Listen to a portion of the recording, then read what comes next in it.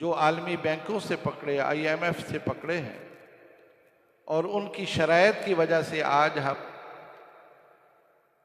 इस हालत को पहुंचे। दूसरी बात वो ये कहते हैं कि हमने गैर तरक्याती अखराजात इतने बढ़ा लिए हैं कि उनको पूरा करने के लिए मजीद कर्जे हम लेते हैं, जबकि उन कर्जों का ना तो हुकूमत को और ना अवाम को कोई फायदा नहीं पहुंचता, चूंकि वो गैर तरक्याती। तीसरी बात वो ये कहते हैं कि पूरी कौम अपनी तरजीहात को मुतय्यन नहीं करती। ये तरजीहात जब तक हम मुकर्रर नहीं करते, इसको तय नहीं करते, हम अपने अखराजात को कंट्रोल नहीं कर सकते।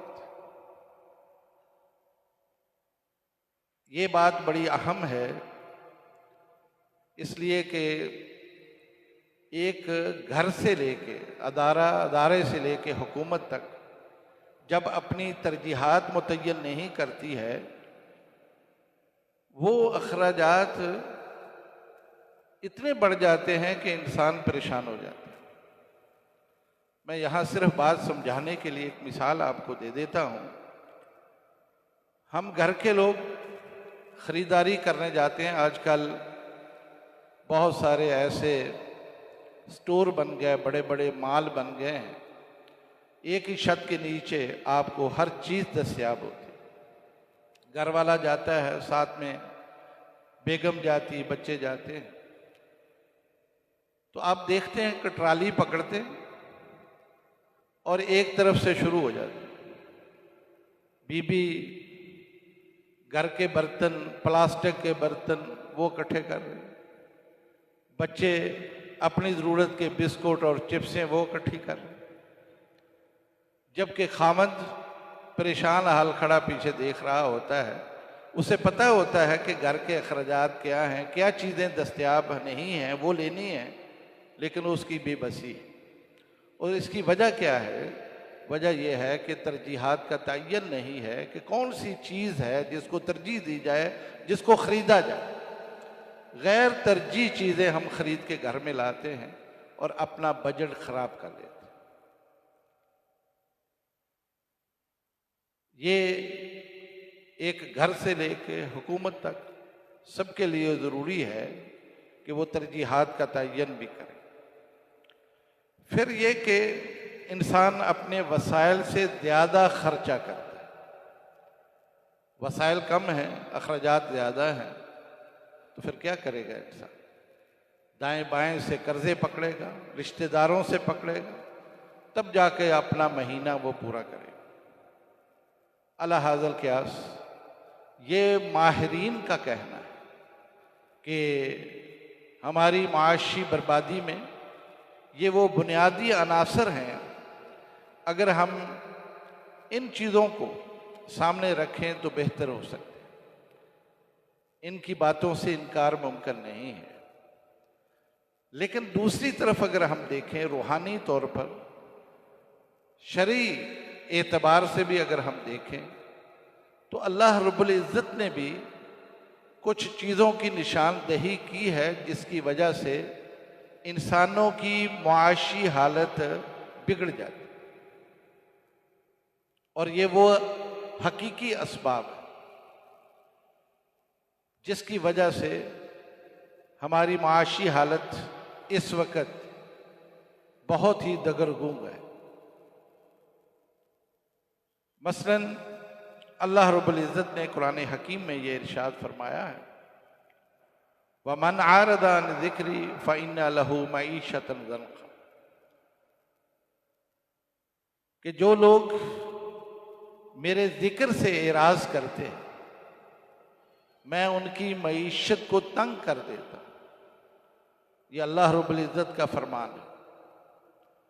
और इस जिक्र से मुफस्सिरीन ने लिखा है कि वो शरई अहकामात, अल्लाह के बयान करदा असूल और ज़ाब्ते हैं।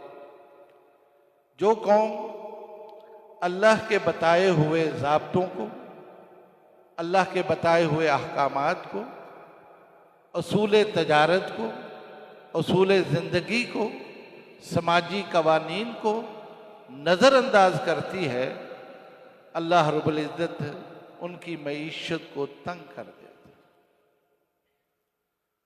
मेरे ख्याल में इसकी वजाहत की मज़ीद ज़रूरत नहीं है कि इस वक्त हम जहां खड़े हैं खुद अपने अपने तौर पर भी जायजा ले लें तो समझ में आती है कि हम किस हद तक अल्लाह रब्बुल इज़्ज़त के वो फरामीन, वो कवानीन, वो असूल जो अल्लाह और अल्लाह के रसूल ने बयान किए हैं उसकी पाबंदी कर। जिंदगी सिर्फ इस बात का नाम नहीं है कि आप नमाज पढ़ लें, रोज़े रख लें, हज और ज़कात अदा कर, बल्कि हर माशरे में जिंदगी इस बात का नाम है कि आप उस समाज में रहते हुए उन समाजी कवानीन का भी लिहाज करें। हमदर्दी, खैर खाही, एक दूसरे के साथ भलाई और अल्लाह के बताए हुए उन असूलों को नज़रअंदाज न करें। जबकि हमारा इस तरफ ध्यान नहीं जाता, लेकिन ये शिकवा करते हुए हर जगह हम नज़र आते हैं कि आजकल मंदे का दौर है। हम मंदे का रुझान कहते हैं कि इस वक्त कारोबार में बड़ा मंदा है। मेरे भाई, वही लोग होते हैं, वही कारोबार होता है, वही जिनस होती है, वही फैक्ट्रियां हैं, वही माहौल है, वही बेचने वाले, वही खरीदार हैं, लेकिन ये मंदा क्यों होता है? ये मंदा इसी वजह से होता है कि हमारे अंदर वो खराबियां आ जाती हैं जिसकी वजह से फिर कुछ अल्लाह के जो फितरती कवानीन हैं वो लागू होते हैं। इसलिए कि अल्लाह की सुन्नत और अल्लाह की फितरत वो तब्दील नहीं होती, ये खुद ब खुद लागू हो जाती है और इंसान को मुतासर करती है। दूसरी बात जो शरीयत ने कही है वो ये कि जो कौम नाप तोल में कमी कर दे, नाप तोल में कमी करेगी, उस कौम पर कहत साली मुसल्लत हो जाती और फिर ऐसा रवैया कि ये नाप तोल लेते हुए तो हम उसका पूरा लिहाज रखते हैं, लेकिन देते हुए हम डंडी मारते हैं। कुरान हकीम में अल्लाह रब्बुल इज़्ज़त ने इस ज़मन में सूरत मुतफ़्फ़िफ़ीन में उसकी इब्तदाई आयात में इसका तज़किरा किया है। वैलुल लिल मुतफ़्फ़िफ़ीन अल्लज़ीना इज़ा क्तालू यस्तौफ़ून, कि जब वो कोई चीज़ लेते हैं तो पूरा पूरा लेते हैं। कपड़ा है उसकी पैमाइश पूरी, वज़न है तो पूरा, लेकिन जब देने लगते हैं तो उसमें खराबी करते हैं। कोई कपड़ा खरीदा है मीटरों में और देते हुए गधों में, यही हाल बाकी। और रसूल अकरम सल्लल्लाहु अलैहि वसल्लम की एक लंबी हदीस है, तवील हदीस है, जिसमें नबी अकरम सल्लल्लाहु अलैहि वसल्लम ने फरमाया वलम यनकुसुल मिक्याल वल मीज़ान इल्ला उखिज़ु बिस्सनीन, कि वो कौम जो नाप तोल में कमी करती अल्लाह उन पर कहत साली मुसल्लत कर देते। कहत साली की कई शक्लें होती हैं और उसकी एक शक्ल ये भी होती है कि चीज़ें नायाब हो जाए, गल्ला कम हो जाए, जिनस कम हो जाए, फल कम हो जाए, सब्जियां कम हो जाए। और दूसरी शक्ल उसकी ये होती है कि चीजें मौजूद हैं लेकिन हमारी दस्तरस में नहीं, हमारी पहुंच में नहीं।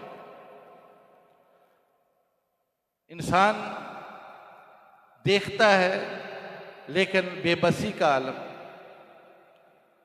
और आज सूरत हाल यही है। इस मुल्क में अल्लाह ताला ने इतना फजलो करम किया हुआ है। आप तमाम हजरात कारोबारी भी हैं, जिम्मेदार भी हैं, मुख्तलिफ इलाकों में आते जाते हैं। किसी सड़क पर, किसी शहर की सड़क पर आप निकले, रेहड़ियां भरी हुई हैं फलों से, अनवा अक़साम के फल मौजूद, सब्जियां मौजूद, जिन्स मौजूद। लेकिन लोगों को ये शिकवा करते हुए जरूर सुनेंगे कि बस हो गई। यही वो वजह है कि चीजें होने के बावजूद हमारे इख्तियार में नहीं रहती, हमारे बस में नहीं रहती। एक और चीज जिसको अल्लाह रब्बुल इज्जत ने बड़े एहतमाम से जिक्र किया, वो नाशुक्री है, नाशुक्रगुजारी। ये इतना बड़ा ऐब है कि जिस कौम में ये खत्म हो जाए, अल्लाह रब्बुल इज्जत फिर उन्हें आजमाइश में डाल देता है। इसके लिए कुरान हकीम में अल्लाह रब्बुल इज्जत ने एक बस्ती की मिसाल बयान की। फरमाया, ज़रबल्लाहु मसलन करियतन कानत आमिनतन मुतमइन्ना यातिहा रिज़्क़ुहा रगदम मिन कुल्लि मकान फ़कफ़रत बिअनउमिल्लाह फ़अख़ज़हुल्लाहु बिलखौफ़ वलजूअ बिमा कानू यसनऊन। ऐसी कौम जो न शुक्रगुजार हो जाए, अल्लाह फिर दो तरह के अजाब उन पर मुसल्लत करते हैं। एक अजाब खौफ का और दूसरा भूख का। मैं इसकी तफसील में नहीं जाता, इशारा ये काफ़ी है कि इस वक्त पाकिस्तान एक ऐसी बस्ती हमें नज़र आती है कि सब कुछ होते हुए भी खौफ की कैफियत है। और आप देखते हैं कि जगह जगह धमाके होते हैं, दहशतगर्दी होती है। आज भी अखबार में आप देखें कि हमारे 4 फौजी जवान वो इन्हीं दहशतगर्दों के हाथों शहीद हुए। कितने बड़े बड़े बम धमाके होते हैं और 20 लोग एक एक ही मौके पर वो बेचारे शहीद हो जाते हैं। मस्जिदें, इबादत गाहें, बाजार, कोई चीज महफूज नहीं। मेरे भाई, कभी सोचा आपने ये क्यों हुआ? बहैसियत मुसलमान हमारा एक दूसरे पर यह हक है कि हम उसका एहतराम करें, उसके जान माल आबरू की हिफाजत करें। लेकिन आखिर ये क्या है? अगर मैं ये कहूं कि बहैसियत इज्तिमाई नाशुक्री उसी का नतीजा है कि सब कुछ होते हुए ऐसा लग रहा है जैसे सारी कौम भूखी। ये पिछले दिनों जब बिजली के बिल ज्यादा आ गए तो अखबारात भी, मीडिया भी भर गया और लोग रोते हुए नजर आए कि हमारे घर में फाके हैं, हमारे घर में फाके हैं। खौफ की कैफियत भी है और भूख भी यहां नजर आती है। तो इसलिए कुरान हकीम ने जिन चीजों की तरफ निशानदेही की है, ये भी हकीकत पर मबनी। माहिरीन माशियात ने जो कहा उससे भी इनकार नहीं, और जो रूहानी तौर पर अल्लाह रब्बुल इज्जत ने बयान कर दिया वो हकायक हैं जो आज हमारी इस बर्बादी और तबाही का बायस।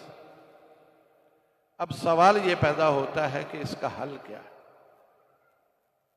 किस तरह से हम इस मुश्किल से निकल सकते हैं, वो कौन से दराए हैं, वो कौन से काम हैं जो हमें करने चाहिए जिससे हम कम से कम अपनी इस मईशत को बेहतर बना लें और एक आसूदा जिंदगी हम बसर करें। देखिए, कुरान हकीम ने इस ज़मन में जो रहनुमाई दी है वो मुतफर्रक जगह पर, और ये याद रखें कि इस्लाम सिर्फ माशी निज़ाम नहीं है। अगर कोई ये कहे कि मुझे इस्लाम का मुआशी निज़ाम सिर्फ चाहिए तो हम नहीं दे सकते, इसलिए कि मुआशी निज़ाम इस्लाम के बाकी निज़ामों के साथ जुड़ा हुआ है। इसका ताल्लुक, इस मुआशी निज़ाम का ताल्लुक अकीदे से भी है, अखलाकियात से भी है, मामलात से भी है। जब आप इनको जोड़ेंगे, मलाएंगे, तब आपका ये मुआशी निज़ाम आपको फ़ायदेमंद होगा, सूदमंद होगा। इसलिए कि ये दीन है, इस्लाम मुकम्मल दीन है, ये सिर्फ माशी निज़ाम नहीं है। या जो कोई कहे कि हमें सिर्फ सियासी निज़ाम चाहिए, हमें सिर्फ तालीमी निज़ाम चाहिए, ऐसा नहीं होता। इस्लाम एक दीन है और दीन इंसान की ज़िंदगी को मुहीत है। ये हम तमाम चीज़ों को मिला के फिर वो निज़ाम बनता है। लिहाजा जब हम मुआशी बेहतरी की बात करते हैं और चाहते हैं कि हमारी मुआशी ज़िंदगी बेहतर हो जाए, तो फिर भाई आपको इन तमाम चीज़ों को भी सामने रखना। मिसाल के तौर पर सबसे पहली बात अकीदा है। मुआशी निज़ाम की बेहतरी के लिए इंसान के अकीदे का दुरुस्त होना ज़रूरी है। अल्लाह रब्बुल इज़्ज़त ने कुरान हकीम में मेरे और आपके बारे में ये कहा है कि जितनी भी मैंने मखलूक पैदा की है, इनका रिज़्क मेरे पास है। वमा मिन दाब्बतिन फिल अर्ज़ इल्ला अलल्लाहि रिज़्क़ुहा। जितनी भी मखलूक अल्लाह ने पैदा की, सबका रिज़्क किसके पास? अल्लाह के पास। और दूसरी जगह फरमाया वफ़िस समाए रिज़्क़ुकुम वमा तुआदून। तुम्हारा रिज़्क आसमानों में है और जो अल्लाह ने वादा किया है ना कि तुम्हें मैंने रिज़्क देना है, वो अल्लाह पूरा करे। अब आप सोचिए कि ये वाज़े अल्लाह की तरफ से ये फरमान है कि तुम्हारा रिज़्क मेरे पास है और आसमानों में। क्या हमारा ये अकीदा पुख्ता है? क्या हम ये इस पर यकीन करते हैं? क्या ऐसा ही है, या हम ये समझते हैं कि मैं अपना रिज़्क खुद कमाता हूं, मैं खुद मेहनत करता हूं? मैं तहई माजरत के साथ ये बात अर्ज करूंगा कि वो लोग जो अपने कारोबार में नाजायज तरीके इस्तेमाल करते हैं, 2 नंबर का काम करते हैं, एक तरफ मुसलमान हैं और दूसरी तरफ इस तरह का काम करके वो ये समझते हैं कि मैं अपनी रोजी रोटी बढ़ाता हूँ, मैं अपना माल उसमें इजाफा करता हूँ, अपनी कमाई में इजाफा करता हूँ। जब वो ये सोचता है तो भाई फिर तो अपने इस अकीदे की खुद ही नफी करता है। ये अकीदा कि उसका रिज़्क वो आसमानों में और अल्लाह के पास है, वो अल्लाह देता है, जब वो ये काम करता है तो अपने अकीदे की खुद ही नफी करता है। और ये हकीकत पर अकीदा जब दुरुस्त नहीं है, अल्लाह पर भरोसा ही नहीं है, अल्लाह पर यकीन ही नहीं है, और वो खुद समझता है कि मैं अपनी कमाई में, ये महारत मेरे पास है, मैं बड़ा माहिर आदमी हूँ, और ये अपनी रोजी रोटी खुद कमाता हूँ, तो फिर अल्लाह रब्बुल इज़्ज़त उसको उसके हाल पर छोड़ देते हैं। नवल्ले ही मा तवल्ला, जाओ भाई। तो हालत क्या होती है, बिगड़ जाती। इमाम अस्माई बसरा के बहुत बड़े फ़क़ी मुहद्दिस गुजरे हैं। बसरा की जामिया मस्जिद में दरस दिया करते थे। एक दिन उनके दरस में एक एराबी देहाती आदमी आता है, आके उनकी गुफ्तगू सुनता है। इत्तेफाक से ये दरसे कुरान दे रहे हैं और ये बता रहे हैं कि अल्लाह ताला ने ये फरमाया, अल्लाह ने ये फरमाया, अल्लाह ने ये फरमाया।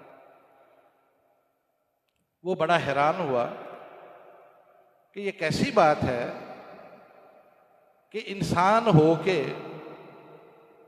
अल्लाह रब्बुल इज़्ज़त की कलाम सुना रहा है। वो करीब हुए, दरस ख़त्म हुआ तो उससे पूछने लगे कि हज़रत ये बताइए, क्या ये मुमकिन है कि अल्लाह ताला की कलाम, अल्लाह की गुफ्तगू कोई बशर भी कर ले? उन्होंने कहा हाँ ऐसा है। तो उसने मुतालबा किया कि मुझे कुछ अल्लाह की कलाम सुनाओ। इमाम अस्माई कहते हैं कि मैंने सूरत ज़ारियात पढ़नी शुरू की। जब मैं इस आयत पर पहुंचा, वफ़िस समाए रिज़्क़ुकुम वमा तुआदून, अब वो अरबी समझता है तो कहने लगा बस बस बस मुझे समझ आ गई कि रिज़्क़ तो अल्लाह के पास है। हम बिला वजह इधर उधर टकरे मारते हैं, इधर उधर जो है ना अपने आप को परेशान रखते हैं। उठा मजलिस से बाहर गया, जो जानवर था सवारी थी ज़िबा की, लोगों में बांट दी और यही आयत पढ़ता हुआ वो निकल गया, चला गया। इमाम साहब फरमाते हैं कि कुछ मुद्दत बाद, काफ़ी मुद्दत बाद मैं हज पर गया तो बैतुल्लाह के तवाफ में वो मुझे नज़र आया, वही एराबी मुझे नज़र आया। उसने मुझे भी देख लिया तो आपसे फारग हुए तो कहने लगा, मैंने पूछा भी सुनाओ क्या हाल है?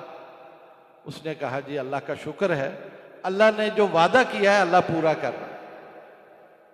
अल्लाह ने जो वादा किया हुआ है ना, वफ़िस समाए रिज़्क़ुकुम वमा तुआदून, जो वादा है अल्लाह का कि रिज़्क़ मेरे पास है, मैंने देना, वो अल्लाह पूरा कर रहा है। बहुत आसूदा हाल, कोई फिक्र नहीं, वाफर रिज़्क़ मिल रहा है। और साथ ही कहने लगे कि हजरत कुछ और अल्लाह की कलाम सुना।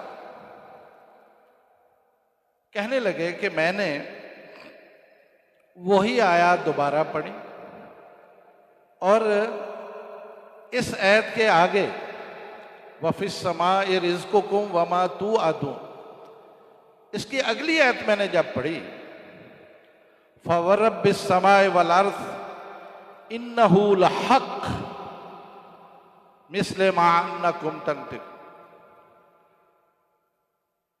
अल्लाह रब्बुल इज़्ज़त यहाँ कसम खाते हैं, अपनी कसम खाते हैं ये बात कह के कि तुम्हारा रिज़्क़ कहाँ है?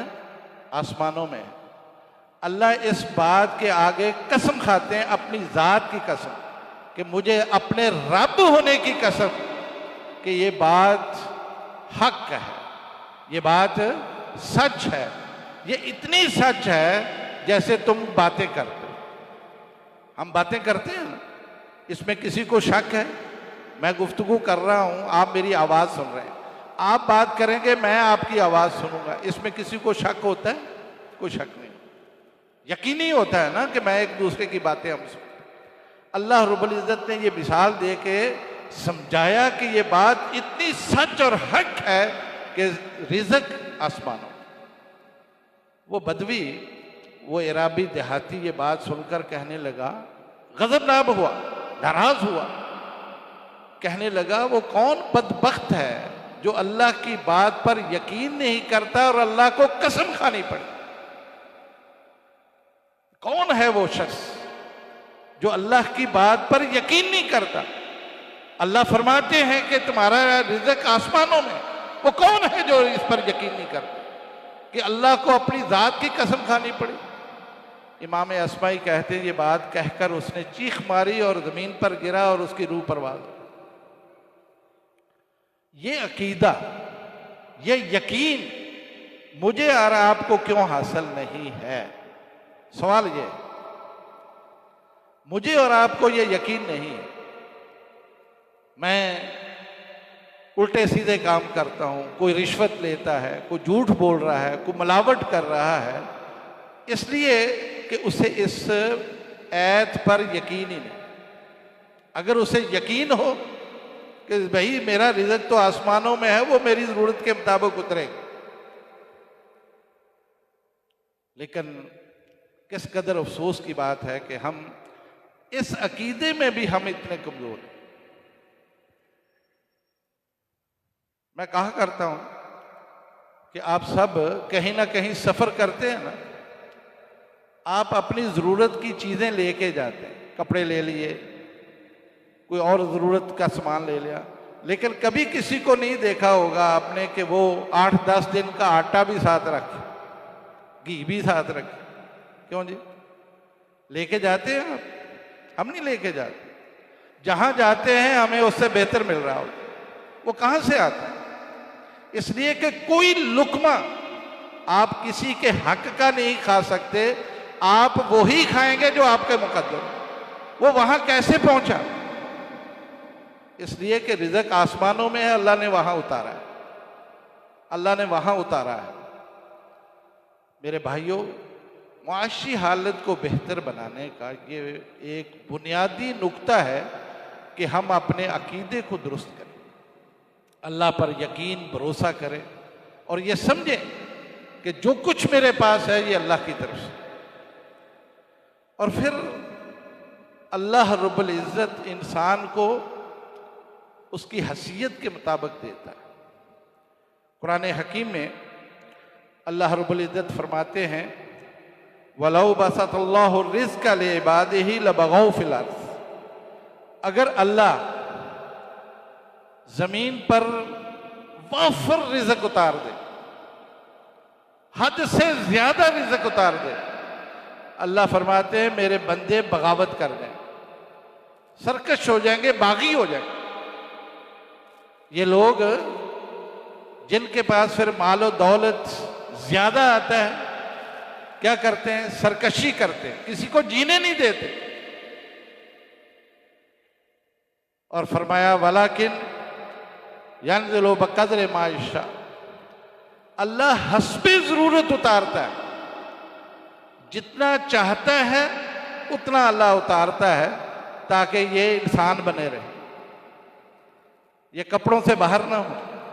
ये मैं नहीं कह रहा, मेरा और आपका रब कह रहा है कि ये मैं इंसानों को उसकी हैसियत के मुताबिक देता हूं। अगर मैं ज्यादा दूंगा तो ये बागी हो जाएंगे, सरकशी करेंगे।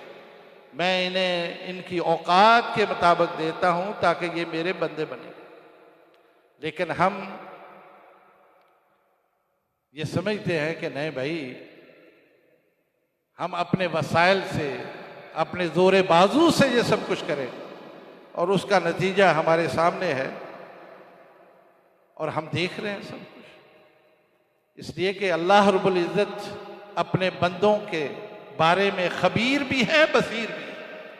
वो हर शख्स के बारे में खबर रखता है, हर शख्स के ऊपर उसकी नजर। जिसकी तबीयत, जिसकी फितरत अच्छी है उसके पास रिज़्क़ भी फरावा है, और जिसकी तबीयत और मजाज में बगावत, सरकशी है, अल्लाह उसे ठिकाने पर रखता है। दूसरी बात, अल्लाह रब्बुल इज़्ज़त ने यह हुक्म दिया कि हम तकवा इख्तियार करें, तवक्कल करें। तकवा और तवक्कल ऐसी सिफ्त है कि जिस शख्स के अंदर मौजूद हो ना, वो रिज़्क़ हलाल ही कमाएगा, इससे बाहर नहीं हो।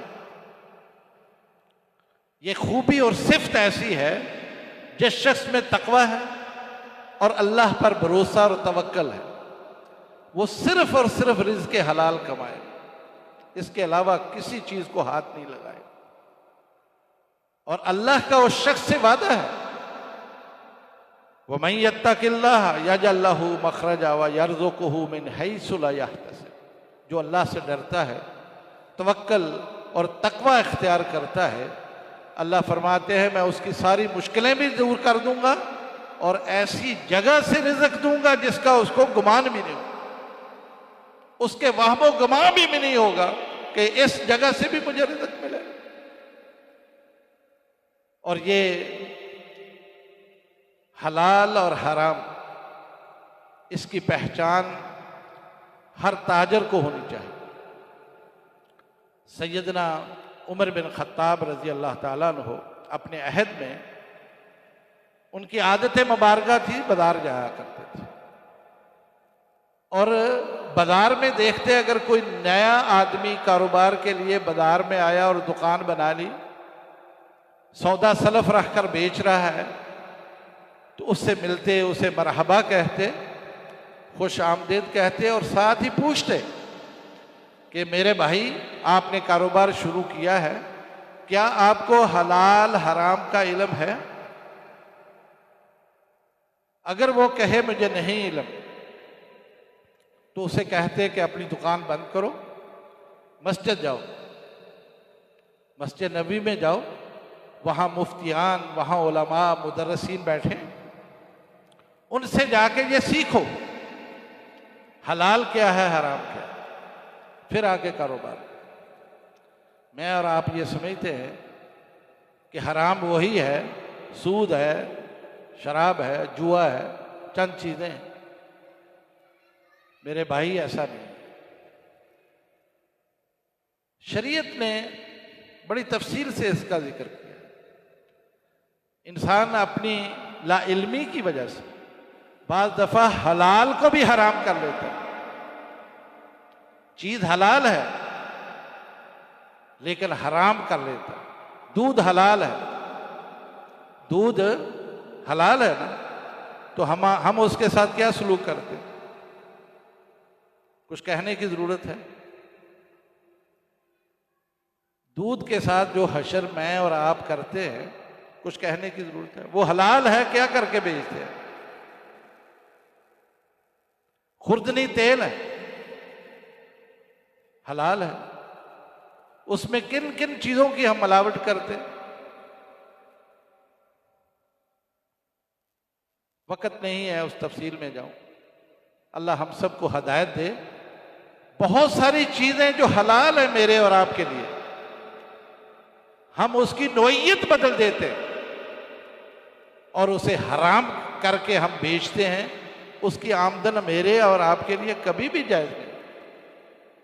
इसलिए इसको सीखना, जानना ये बहुत जरूरी है।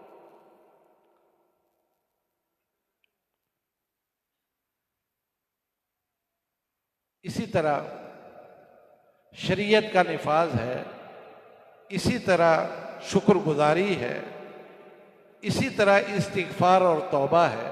ये वो तमाम खूबियां हैं कि इंसान अपनी जिंदगी में इसको अपना ले। यकीनन उसके कारोबार में ऐसी खैर व बरकत आती है कि उसको गुमान भी नहीं हो सकता। वो थोड़ा होता है, ये याद रखें।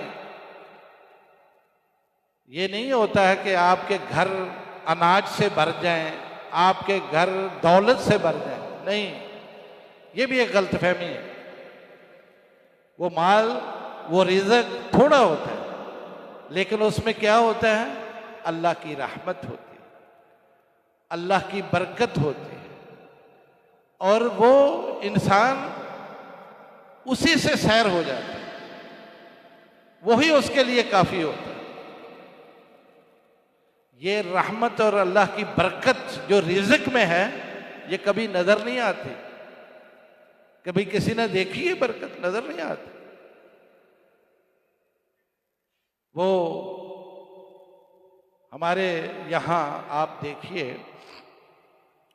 कि रोजाना हजारों के बकरे, दुम्बे, जानवर ज़िबा होते हैं ना। दुकानों पर बिकते हैं, और ये पूरे पाकिस्तान में छोटे बड़े शहरों में एक वक्त में कुतिया 8-8 बच्चे भी दे देती, और कोई खाता नहीं है उसको, कोई ज़िबा नहीं करता उसको, लेकिन उनकी तादाद देखें आपको कितने नजर आते। कभी सोचा? उसमें बरकत नहीं होती। उसमें क्या नहीं होता? बरकत नहीं होती, इसलिए वो आपको थोड़े नजर आते। हालांकि वो भी मखलूक है अल्लाह के, फिरते वो भी आदाद है, कोई ज़िबा नहीं करता, कोई पकड़ता नहीं। ये वो बरकत जो इंसान के माल में आती है। कुछ जरूरी नहीं है कि आपके घर अनाज से भरे हो, थोड़ा भी हो अल्लाह की बरकत। मेरे भाइयों, मौजूदा अहद में हम सबको इन बातों की तरफ तवज्जो देनी चाहिए। अपना अकीदा दुरुस्त करें, इंशाअल्लाह ये जो मुआशी परेशानी है ना, ये दूर हो सकती है। हम महंगाई का रोना रोते हैं जो कि खुद हमने अपने हाथों से की होती है। इमाम गजाली फरमाते हैं, उनसे किसी ने जाके पूछा था कि हजरत महंगाई बड़ी हो गई है, इसका कोई इलाज? तो उन्होंने कहा, इज़ा गला शैउन अलैहा तरक्तु, जब मैं देखता हूं कोई चीज महंगी हो गई है, मैं उसे छोड़ देता हूं, मैं उससे मुंह मोड़ लेता हूं, मैं उसको हाथ भी नहीं लगाता। फयकूनु अरखस मा यकूनु इज़ा गला, वो खुद ब खुद ही सस्ती हो जाती। आप बताइए, हमारे यहाँ तो रवाज ये है ना कि मशहूर हो जाए ना कि फलां चीज़ नायाब है, हमारे घर में मौजूद भी हो, हम भी लाइन में लगे होते हैं कि लेके आए। ऐसा ही होता है, हम भी लेने चले जाते हैं, और जब हम लेने जाते हैं वो चीज़ें बढ़ जाती हैं, कीमत भी बढ़ जाती है। चीज़ें नायाब हों तो उसकी कीमत बढ़ती है, ये तो असूल है। रसद और तलब का जो फार्मूला है, जब रसद नहीं है, तलब ज्यादा है, कीमत बढ़ेगी। आप उसे छोड़ दें। इस रमजान में कराची में लोगों ने किया था, केले की कीमत 400 तक दर्जन चली गई, लोगों ने छोड़ दिया, एक दिन छोड़ा, नहीं खरीदा, दूसरे दिन ही 100 रुपए हो। लेकिन हमारी हालत काबिल रहम है, हम उन्हीं चीज़ों की तरफ लपकते हैं जो चीज़ें नायाब होती हैं और इसी की तलाश में जाती हैं। अल्लाह ताला हम सब की इस्लाह फरमाए, हमारी मुआशी हालत को अल्लाह ताला दुरुस्त फरमाए, और हमें उन तमाम असूलों ज़ाब्तों पर अमल करने की तौफीक बख्शे जो अल्लाह रब्बुल इज़्ज़त ने बताई हैं। अकीदे के एतबार से भी, अमल के एतबार से भी अल्लाह हमें कनात नसीब फरमाए, सब्र व तहम्मुल नसीब फरमाए। तो यकीनी बात है कि हम अपनी माशी हालत को बेहतर फरमा सकते हैं। अक़ूलु क़ौली हाज़ा अस्तग़फ़िरुल्लाह ली व लकुम।